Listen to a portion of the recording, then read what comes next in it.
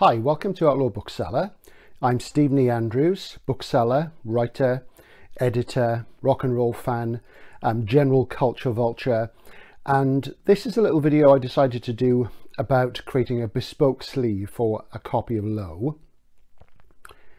I'm not really a very crafty person. I'm not very sort of good with my hands, so I had to sort of limit myself to what I could realistically achieve.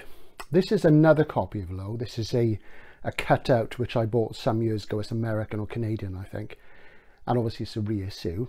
But Low is one of my favourite Bowie albums, and it was one of the first Bowie albums I bought way back in the late 70s. My first Bowie album was Stage, which I absolutely loved, and I still love it today, my favourite Bowie album. Low is one of my favourite Bowie albums, and because it's featured prominently on Stage, and because I love electronic music merged with traditional rock instrumentation, which I think always works best, and because I love instrumental music, as a child I was very keen on film soundtracks, I really took to Low really quickly, and it still remains one of my favourite Bowie albums, and it's probably in my top 3 or 4 alongside works like One, Outside, Diamond Dogs. It's hard to say because of course you have so many favourites, but Low is certainly one of the albums I go back to time and time again. Probably Station to Station, I would say. With Station to Station, Low, One, Outside are probably my favourite Bowie albums. So some years ago I acquired this copy of Low, which came in a plain die cut sleeve like this. This is actually a replacement because it came in a really horrible ragged die cut sleeve with a horrible inner sleeve, and what I did was replaced it with this die cut and this very sort of basic inner sleeve as well. And it's sat in my record collection for some time, and I think it's a bootleg. And the interesting thing about this, of course, that this is, I'm sure some of you will have this, and maybe somebody can tell me for certain. I've always thought it was a bootleg. Maybe it was something somebody just ran off at the pressing plant at RCA. It's very nice. I've never actually played it as far as I can recall. I tend to play music on CD.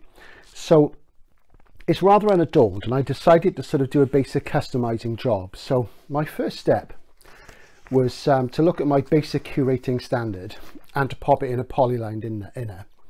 I tend to go for these black ones, which I get from Covers 33, where I get all my curating materials from for my vinyl. Always have. They're not paying me to advertise this, and I do like the black ones. I think they've got rather an attractive minimalist sort of new wave look. So that was the first step.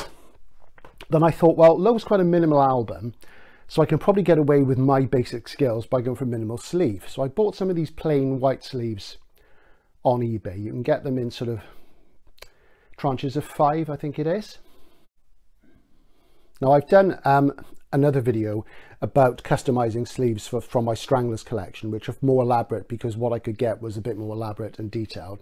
So I thought if I just go with one of those, have a look on eBay and see what I can find in terms of Low stickers, and straight away I found the ideal things. So I then did a quick bit of stickering, and straight away that's the rear with a little Low sticker there in the top corner. No track listing, no information. We all know it anyway. It's just to make it look a bit nicer in the collection.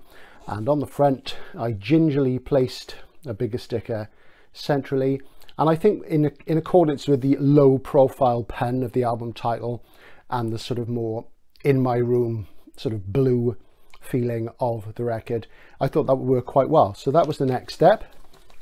And of course all that remains was to pop the LP itself into the sleeve, and then to finish the job, a PVC outer. Again, I get Covers 33 for these. I use them on all my vinyl singles and LPs, and there we go. So I ended up with a nice customized bespoke copy of Low for my red vinyl bootleg. If that's what it is, somebody can tell me, that would be great.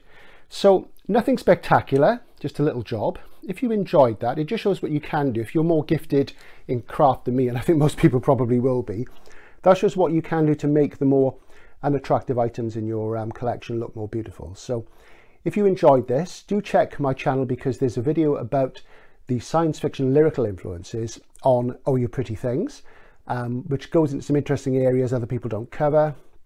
I first covered these areas online in reviews about 15 years ago.